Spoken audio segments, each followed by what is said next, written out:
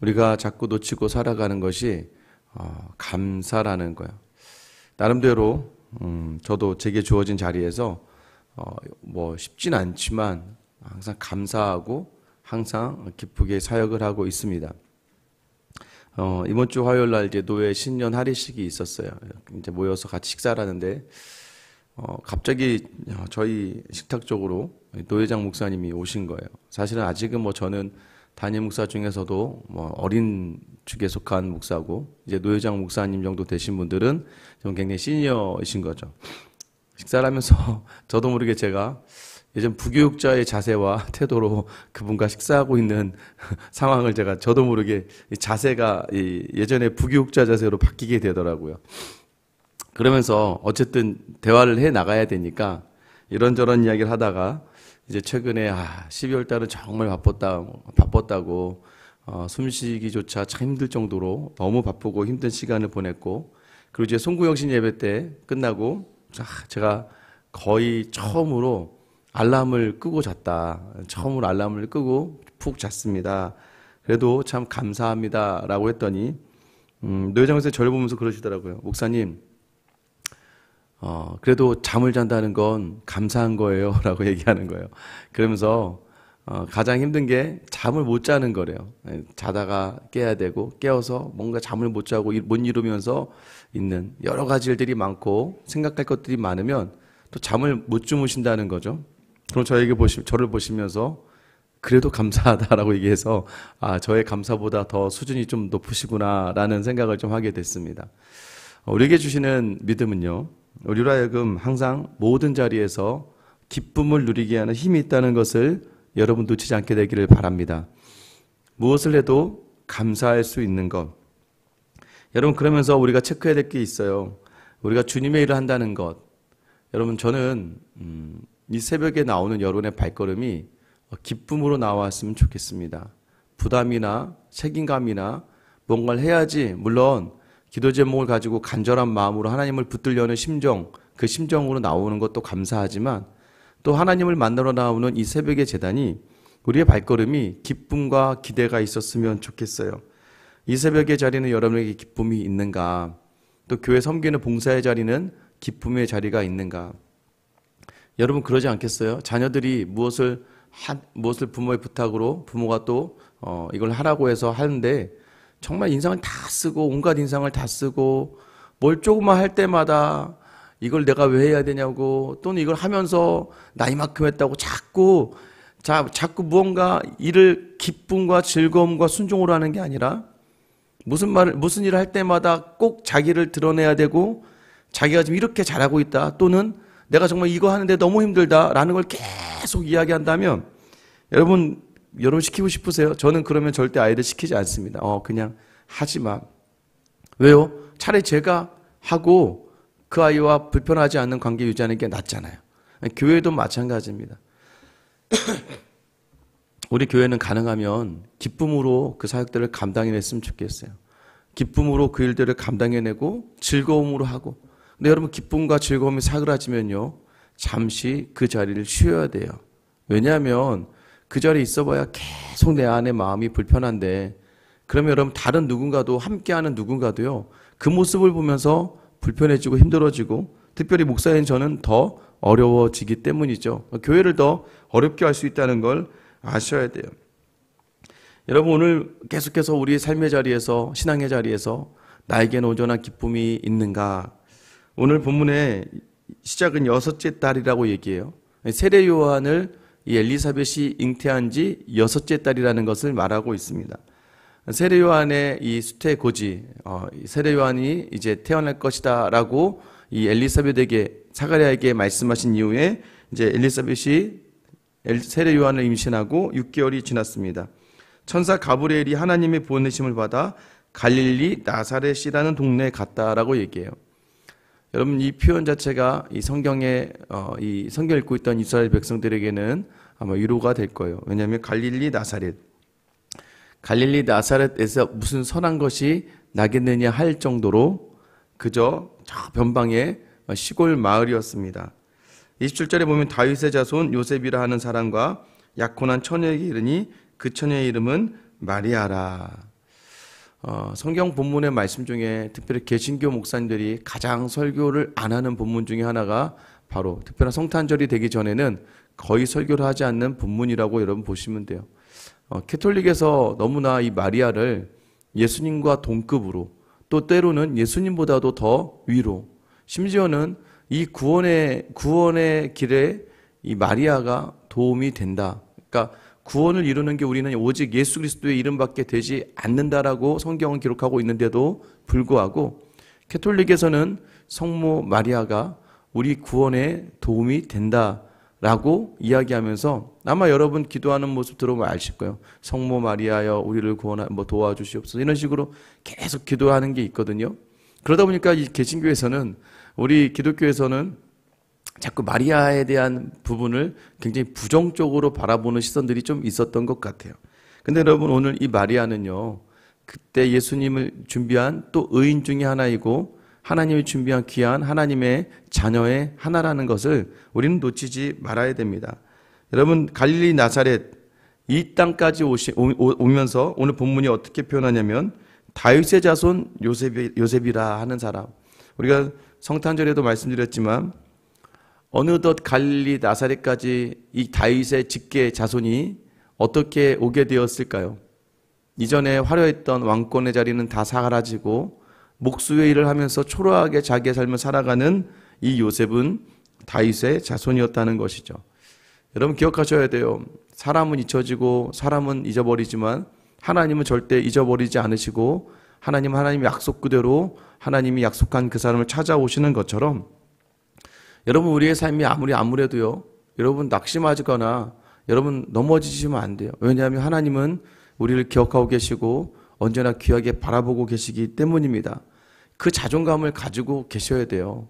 자꾸 세상의 것으로 나를 보니까 이것도 없고 저것도 없고 이것도 부족하고 이것도 연약하고 내 인생이 마치 너무나도 초라해지지만, 여러분 믿음의 눈으로 바라보면 하나님은 한 번도 여러분을 놓으신 적이 없다는 것을 여러분 기억하게 되시기를 축원합니다. 잊지 마셔야 돼요. 그러면서 이 마리아에게 나타납니다. 여러분 지금 이 마리아의 나이가 대략 한 13살에서 한 15살? 정말 어리디 어린 소녀죠. 여러분 이 소녀에게 나타나서 지금 이야기하고 있는 거예요. 28절에 보면 그에게 들어가 이르되 은혜를 받은 자여 평안할지어다 주께서 너와 함께 하시도다 하니. 마리아를 어떻게 표현하냐면 은혜를 받은 자여라고 얘기합니다. 여기서 은혜를 받은 자 평안할지어다. 여러분 이제 은혜를 받다라는 표현은 값없이 받다, 거저 받다라는 표현이 같이 들어가 있습니다. 너 아무것도 안 했는데 네가 은혜를 받았구나 라는 표현이에요. 이는 마리아, 수많은 여자들 중에서 네가 은혜 받은 자다라고 이야기하는 것이죠. 성모 마리아, 예수님의 어머니. 예수님의 어머니는 어떻게 될 수 있습니까? 은혜를 받아 되는 거예요. 내가 되고자 해서 되는 게 아니고 하나님이 은혜로 부르시면 되는 거예요. 그래서 우리의 믿음의 삶의 자리는요, 모두가 다 하나님의 은혜라는 것을 놓치지 말아야 됩니다. 그러면서 더 하나 놓치지 말아야 될 것은, 내가 무엇을 해서 저 사람이 무엇을 해서 이 교회의 성도로 같이 서 있는 게 아니라 하나님이 온전한 은혜를 주셔서 그 자리에 서 있다는 것을 계속해서 놓치지 말아야 돼요. 그래서 다른 성도가 얼마나 하나님께서 귀한 존재인지를 여러분 놓치지 않아야 됩니다. 여기에서 뭐예요? 은혜를 받은 자, 하나님의 은혜를 받은 자에게 뭐가 있어야 된다고 이야기해요? 평안이 있어야 된다고 이야기해요. 여러분 이 평안이 다른 데서 사용되는 평안과 다릅니다. 여기서 카이레라는 이 헬라어는요, 보통 기쁨이라는 단어로 많이 쓰인다는 거예요. 은혜를 받은 자여, 네가 기쁨 가운데 있어야 된다. 왜 기쁨 가운데 있어야 되냐면 주께서 너와 함께 하시도다라는 거예요. 하나님이 함께 하심을 잊지 않는 사람에게 당연히 나타나는 것이 무엇이냐? 기쁨이라고 오늘 본문이 이야기하고 있는 거예요. 마리아는 당황하고 놀랍니다. 29절, 처녀가 그 말을 듣고 놀라 이런 인사가 어찌함인가 생각했다고 얘기해요. 여러분 지금 천사가 나타난 것보다 더 놀란 게 있었어요. 무엇이냐면, 아니 나 같은 어린 나사렛에 사는 소녀에게 천사가 나타나서 은혜를 받은 자여 네가 평안할지어다 주께서 너와 함께 하시도다라는 이 인사가 어찌함인가. 이 인사를 듣고 어떻게 나 같은 여인에게 주의 천사가 나타나서 이런 인사를 할 수 있었는가. 여러분 우리가 죽어야 될 존재이고 하나님이 없이 살아가던 그 수많은 시간들 속에서 하나님이 우리에게 나타나셔서 우리에게 음성을 주시고 우리를 부르신 이것은 우리로 하여금 얼마나 큰 하나님이 내게 부신 은혜의 자리라는 것을 알게 되는 것이죠. 3절에 보면 천사가 이르되 마리아여 무서워하지 말라 네가 하나님께 은혜를 입었느니라. 계속해서 나오죠. 넌 하나님께 은혜를 받은 자야. 너는 은혜를 받은 자야라고 이야기합니다. 그 은혜가 무엇일까요? 31절 보라 네가 잉태하여 아들을 낳으리니 그 이름을 예수라 하라. 그가 큰 자가 되고 지극히 높으신 이의 아들이라 일컬어질 것이요 주 하나님께서 그 조상 다윗의 왕위를 그에게 주시리니 영원히 야곱의 집을 왕으로 다스리실 것이며 그 나라가 무궁하리라. 네 몸에서 태어나는 그분이 바로 이 땅의 왕이 되고 그분께서 다윗의 왕위를 이어서 야곱의 집, 이스라엘의 왕으로 이 야곱의 집이라는 표현이겠지만 하나님이 믿음으로 세우시는 그 믿음의 공동체를 다스리실 것이다. 그의 나라가 무궁할 것이다 라고 이야기하고 있는 거예요.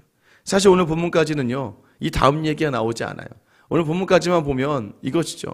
너에게서 예수가 나는 거야.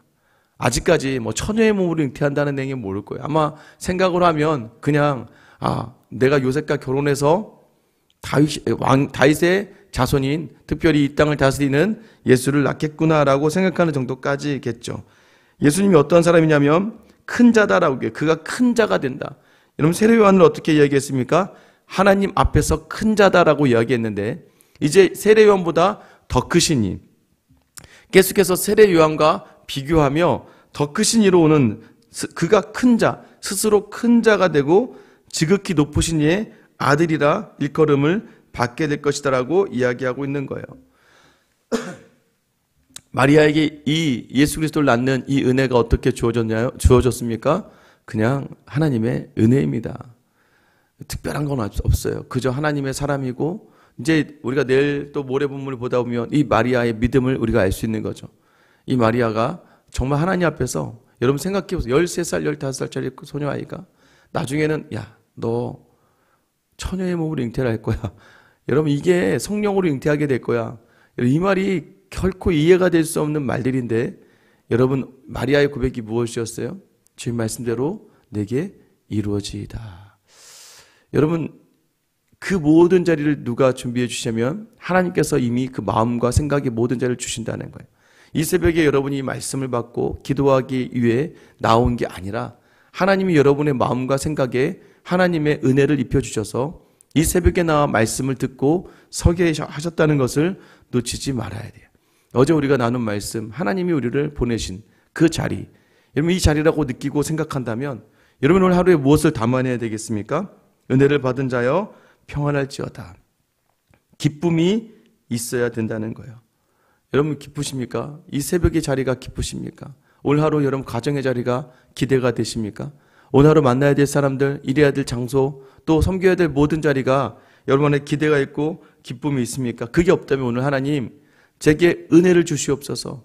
하나님 제게 은혜를 주셔서 이 모든 자리를 기대하고 소망하고 나아갈 수 있게 하나님 힘과 능력을 달라고 기도하셔야 됩니다. 왜요? 그 은혜를 발견하기만 하면 돼요. 이 기도를 통해서 하나님이 내게 은혜 주신 것들을 발견해내면 여러분 가정과 직장과 오늘 하루의 모든 자리 여러분 안에 평안이 깃들게 될 줄 믿습니다.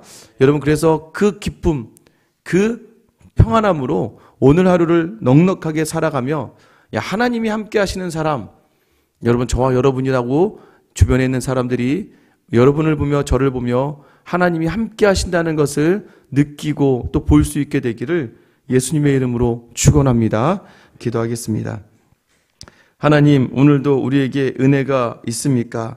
하나님이 부르신 그 은혜의 자리를 놓치지 않고 하나님 우리를 정말 죽어야 될 우리를 그곳에서 구원해 주시며 우리라고 믿음의 자리에 서게 하신 하나님, 오늘 우리가 은혜 입은 자임을 기억하며 평안을 기쁨을 놓치지 않고 나아갈 수 있도록 주님 우리와 함께 하셔서 감당할 힘과 능력을 허락하여 주시옵소서.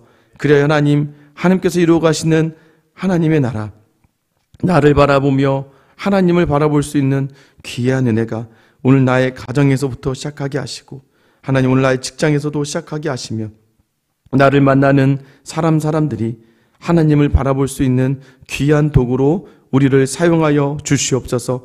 하나님, 기쁨으로 모든 일을 감당하는 자들, 기쁨으로 단을 거두리라 말씀하신 그 모든 기쁨의 자리에는 하나님께서 함께 하심을 우리가 믿고 신뢰하는 마음 가운데 이루어질 줄 믿사오니, 오늘도 하나님이 보내신 자리, 하나님이 서게 하신 자리, 인간의 생각과 인간의 눈으로 바라보며 넘어지지 않고 반드시 주님과 함께하며 승리하고 기쁨을 나누는 귀하고 복된 하루를 살게 하여 주시옵소서.